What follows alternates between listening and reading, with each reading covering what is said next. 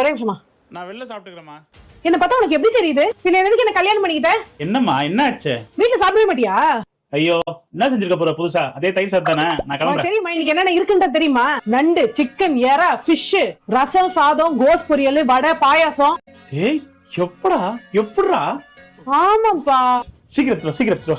ஆமாம்மா நான் உனக்கு ஒரு 10 நிமிஷத்துல கூப்பிடுறேம்மா. A few minutes later.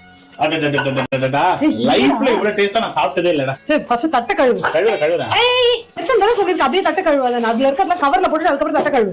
Okay. ஏய் அதெல்லாம் விடு. இவ்வளவு டேஸ்டா சமைச்சு கொடுத்தேன் என் ஒய்ஃபுக்கு. என்ன வேணும்? ஒண்ணும் வேணாம். நம்ம நல்லா இருந்தாலே போதும். அம்மாடா.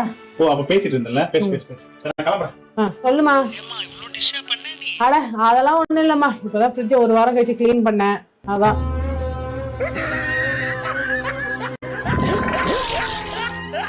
எனக்கு சாவு பயத்தை காட்டிட்டாங்க பாருமா. அவங்களுக்கு சாவ காமிச்சிரணும்.